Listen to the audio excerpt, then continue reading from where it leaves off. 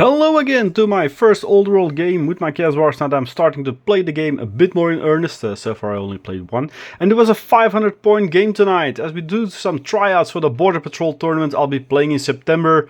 And Steven was my opponent, bringing his beastmen to the table. And it was a seriously savage army facing my Dawizar line of mighty warriors. And not so mighty hobgoblins.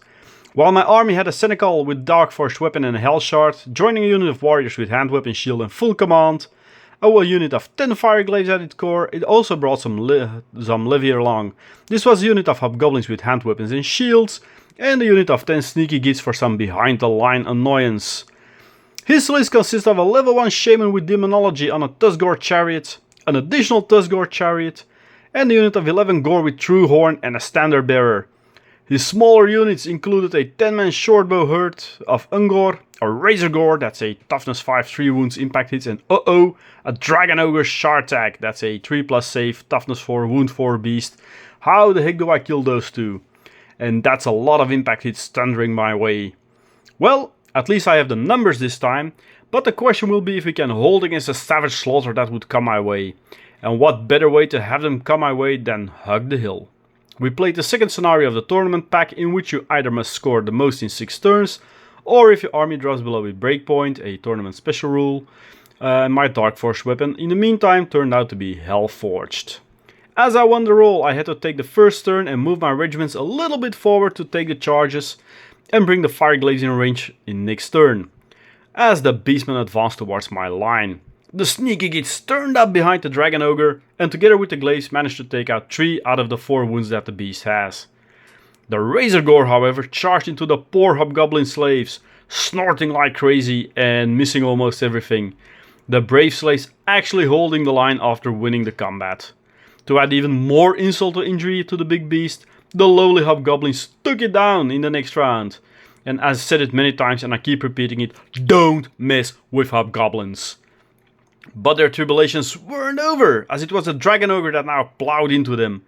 And once again they actually won and forced to be 2 inches back.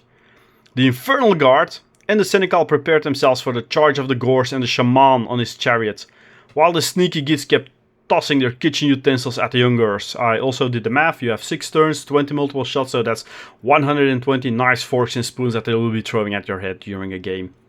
No, 100, sorry, because they're not there in the first turn, but yeah. You better have a big shelf of kitchen utensils. As the struggle between the Dragon Ogre and the Hobgoblins continued, the Gores charged in, but the Shaman, suffering from stupidity thanks to his deities, failed his test and wasn't allowed to thunder into the combat. The Infernal Guard soundly beat the Goatman and they ran off, the pursuit taking them out of charge arc of the Chariot and the Shaman. The Shaman then charged the Hobgoblins, who somehow still were keeping their ground against a massive Dragon Ogre, even though they couldn't pinch off the final wounds. The Tusgore Chariot charged through the remaining 2 Ungors and into the sneaky gits, decimating them and causing the lone survivor to leg it.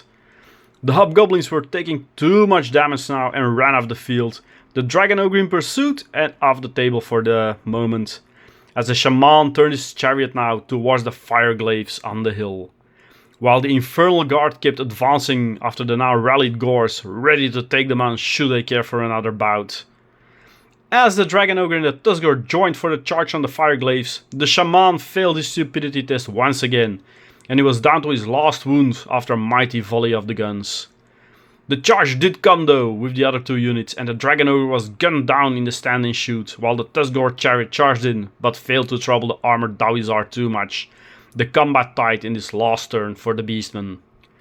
The points were tallied, and it was a solid victory for the Chaos Dwarfs.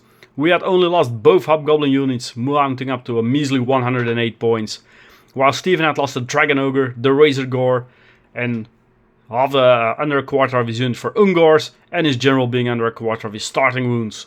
Glory to Hashoot! And that means a trophy model I now need to paint up for my slave regiment. Thanks for watching, and I'll see you again next time. Bye bye! Did you like the Chaos Dwarf content in this video and want to know more about Chaos Dwarfs? Then check out the Chaos Dwarf online forum by scanning the QR code you now see on screen.